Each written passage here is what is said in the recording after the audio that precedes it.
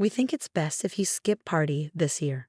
My mother's text message glowed on my phone screen, each word hitting like a physical blow. Amanda wants a perfect holiday with just us and the kids. You understand, right? I stared at my phone, sitting in what used to be my grandmother's study. The antique desk I carefully restored gleamed in the afternoon light, its rich mahogany surface reflecting the party decorations I'd spent the weekend hanging. Every corner of this house held memories of the work I'd poured into it over the past year. My name is Catherine Mitchell, and at 34, I'd just been uninvited from party in the home I legally owned. You can drop off any gifts beforehand. Another text buzzed through. Amanda doesn't want any awkwardness on the actual day. Amanda, my younger sister, the family favorite who'd never lifted a finger to help save our grandmother's home when it was falling apart. The same sister who'd been too busy finding herself in Europe when Grandma passed away, leaving the house in desperate need of repair. I ran my hand along the desk's smooth surface, remembering the hours I'd spent stripping away decades of neglect. When nobody else in the family wanted to deal with Grandma's old house, I'd stepped up. I'd sold my condo in the city, emptied my savings, and dedicated a year to bringing this place back to life. The renovation hadn't been easy. The Victorian-era home had needed everything from a new roof to updated plumbing. Every weekend, every vacation day, every spare moment had been spent here. While Amanda posted pictures of her perfect life with her perfect husband and perfect kids, I was covered in dust, learning about load-bearing walls and historical preservation. My phone buzzed again. Mom says you're not responding. Don't make this difficult, Kate. You know how important family traditions are to Amanda. That message was from my father, always the mediator, always trying to keep the peace by giving Amanda whatever she wanted. The irony of talking about family traditions in the house I'd saved from demolition wasn't lost on me. I walked through the rooms, each one a testament to my dedication. The living room where I'd discovered original hardwood floors under decades of carpet. The kitchen I'd modernized while keeping Grandma's beloved vintage tiles.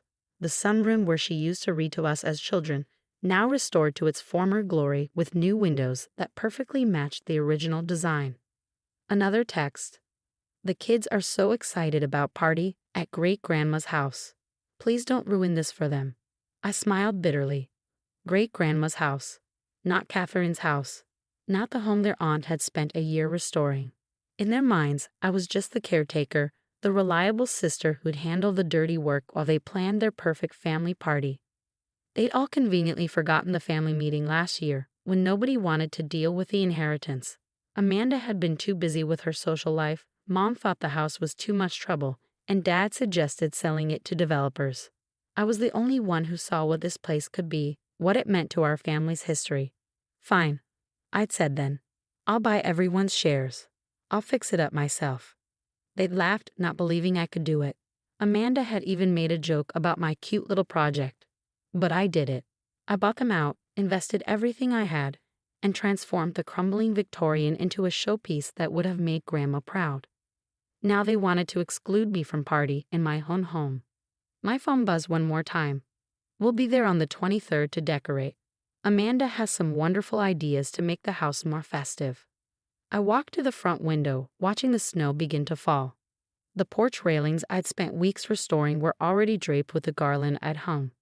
Warm lights twinkled from every window, and the antique door wreath, the one Grandma had made decades ago and I'd carefully preserved, welcomed visitors with its timeless elegance. Amanda's idea of festive usually involved plastic inflatables and enough lights to be seen from space. She'd probably want to cover up all the careful restoration work with her dollar store decorations. I sat back at Grandma's desk, my fingers tracing the delicate inlay I'd spent hours repairing. A year ago, this room had been water damaged and moldering. Now it was a testament to craftsmanship and care, just like every other room in the house. My phone lit up with another message, this time with a photo attached. Amanda's kids posed in matching party sweaters, their perfect smiles beaming beneath a caption, "Can't wait for party at the old house." The old house, my house. I opened my laptop, my hands steady despite the anger coursing through me. They'd forgotten one very important detail in their perfect party plans. Every deed, every bill, every insurance document was in my name. I made sure of that when I bought them out. It was time they remembered exactly who owned this house. Opening my email, I began to type. The next morning, I made 3 important calls. The first was to my lawyer, Emma, who'd handled the property transfer last year. The second was to a security company. The third was to my grandmother's old friend, Martha, who lived next door and had watched the entire renovation with proud approval. They did what? Emma's voice crackled through my speakerphone as I made coffee in my carefully restored kitchen. They decided to have party here without me, I replied, keeping my voice steady. Planning to arrive on the 23rd to decorate. In the house you own? The one you have sole legal rights to. Emma's tone shifted from disbelief to professional interest. The property they all signed away their claims to. The very same. And they just forgot this detail. Apparently. I stirred my coffee, watching the snow continue to fall outside the kitchen window. Amanda's been posting all over social media about their perfect family party at our family home. Emma was quiet for a moment. You know, as your lawyer, I should advise you to simply send them a formal notice reminding them of the property ownership. And as my friend, she laughed. As your friend, I say make them remember it in a way they'll never forget. The security company arrived that afternoon. I had them install a state-of-the-art system, complete with cameras and a new gate across the long driveway. Martha watched from her porch, waving as the workers completed their installation. Your grandmother would be proud, she said later, accepting a cup of tea in my kitchen. Not just of how you've restored the house, but of you finally standing up for yourself. I glanced around the kitchen, remembering how Martha had been the only one to visit during the renovation, bringing lunch and encouragement during the longest days. She'd watched me learn plumbing, electrical work, and carpentry, never doubting I could do it. Amanda always did get her way, Martha continued, her voice gentle but firm. Even when you girls were little, running around this kitchen while your grandmother baked. It's time that changed. My phone buzzed with another text from my mother. Amanda's ordered the most beautiful decorations. We're thinking of putting the tree in front of that old bookcase you restored. The kids need more room to open presents. The bookcase in question was an original piece, built into the wall. I'd spent weeks refinishing it, carefully matching the historic wood stain. The thought of it being blocked by Amanda's artificial tree made my jaw clench. They really have no idea what's coming, do they? Martha asked, noting my expression. None at all. The week before party passed quickly. My family's texts increased, each one detailing their plans for my house. Amanda wanted to move furniture to accommodate her kids' play area. Mom suggested storing my cluttered antiques in the attic to make room for their celebrations. Dad asked if I could make sure the driveway was plowed for their arrival. I responded to none of them. Instead, I prepared. The security system was tested and ready. Emma had drafted all the necessary paperwork. Martha had agreed to be my witness if needed. Even the local police had been notified just in case my family didn't take the news well. On December 23rd, right on schedule, 3 cars pulled up to the new security gate. From my grandmother's study, I watched through the security cameras as my family emerged, cars packed with plastic decorations and oversized gifts. Amanda reached the gate first, frowning when her attempt to open it failed. Mom tried next, then Dad, all looking increasingly confused. Finally, my phone rang. Kate? Mom's voice was sharp. There's something wrong with the driveway gate. We can't get in. Nothing's wrong with it, I replied calmly. It's working exactly as intended. What do you mean? Open it up, we need to get started decorating.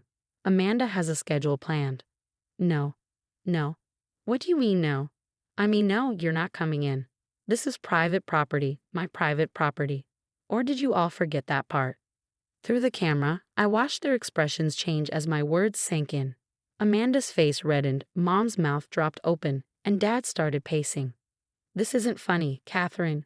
Amanda's voice cut through in the background. Open the gate right now. Or what? I asked, surprising myself with how steady my voice remained. You'll uninvite me from party in my own house again. Silence. Let me be clear, I continued. This house, the one you all signed away your rights to, the one I spent a year restoring while you posted vacation photos, is mine. You have no right to be here, no right to move my furniture, and absolutely no right to cover up my restoration work with dollar store decorations. But it's the family home, Mom stammered.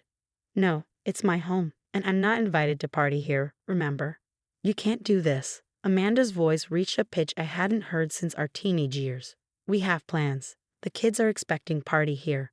Through the security camera, I watched her gesture wildly at her children, who looked confused in the back seat of their car. My heart softened slightly at their innocent faces, but I steeled myself. This wasn't about them. It was about years of being taken for granted. Actually, I can. And I am. I took a deep breath. But I'm willing to negotiate. Negotiate? My father's businessman instincts perked up. What do you mean? If you want to have party here, we can discuss terms. All of you come back tomorrow morning at 10 a.m. Bring coffee. We'll have a family meeting like we should have had weeks ago. But tomorrow's party eve, Amanda protested. Then I suggest you make alternative plans just in case. I ended the call and watched through the cameras as they argued among themselves in the snow. Finally, after what seemed like an eternity, they returned to their cars and drove away. Martha, who'd been watching from her window, called immediately. Well done, dear. Your grandmother just did a little dance in heaven. That night, I slept better than I had in weeks. The next morning, precisely at 10 a.m., my family returned. This time, when they reached the gate, I buzzed them in. I waited in the formal living room, where last party we'd had the meeting about the house's fate. The room looked drastically different now, restored to its original glory, with every detail carefully preserved or renewed. They filed in silently, taking in the transformation. Mom's eyes widened at the gleaming woodwork. Dad ran his hand along the restored crown molding. Even Amanda fell quiet as she noticed the family photos I'd carefully arranged on the walls, including several of Grandma in this very room.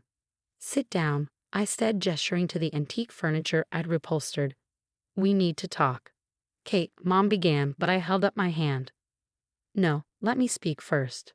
I stood by the fireplace where Grandma's stockings, including the ones she'd made for Amanda's kids, hung perfectly arranged. This house isn't just a building. It's not just a convenient location for your perfect party. It's our family's history, and I've spent the last year preserving it. I walked them through each room, pointing out the work I'd done, the original features I'd saved, the modern conveniences I'd carefully integrated without destroying the home's character. With each revelation, their expressions shifted from annoyance to amazement. I had no idea, Dad murmured, examining the kitchen's restored vintage tiles. Of course you didn't, I replied. None of you visited while I was working. None of you asked. You just assumed I'd handle everything like always. Amanda had the grace to look embarrassed. We thought you were just fixing it up a little. And then you thought you could exclude me from party in my own home. I turned to face them all. That stops now. Here are my terms. I laid out my conditions. If they wanted to celebrate party here, it would be with me, not without me. The house's restored features would be respected. No moving furniture, no blocking architectural elements, no cheap decorations covering up the history I preserved. But most importantly, I concluded, this becomes a real family home again. That means all of us working together, respecting each other and this place. There was a long silence. Finally, Mom spoke up, tears in her eyes. We've been horrible, haven't we? Yes, I said simply. You have. The house is beautiful, Kate, Dad added. You've done what none of us thought possible. Amanda stood up, looking around with new eyes. I was jealous, she admitted suddenly. You did something amazing here, and I couldn't stand that you'd succeeded where I never even tried. It wasn't a perfect apology, but it was a start. So I said, what's it going to be? Party together, respecting each other and this house, or party somewhere else? They chose to stay. Over the next 2 days, we decorated together, properly this time. Amanda's kids helped hang ornaments on a real tree that didn't block any architectural features. Mom learned the history behind each restored element. Dad fixed the squeaky board on the stairs he'd always promised to repair. On party morning, watching my nieces and nephews open presents in front of the fireplace, I caught Martha waving from next door. She gave me a thumbs up through the window, and I smiled back. The house felt alive again, filled with the kind of family warmth Grandma had always created. It wasn't perfect. These things never are. But it was real. And this time,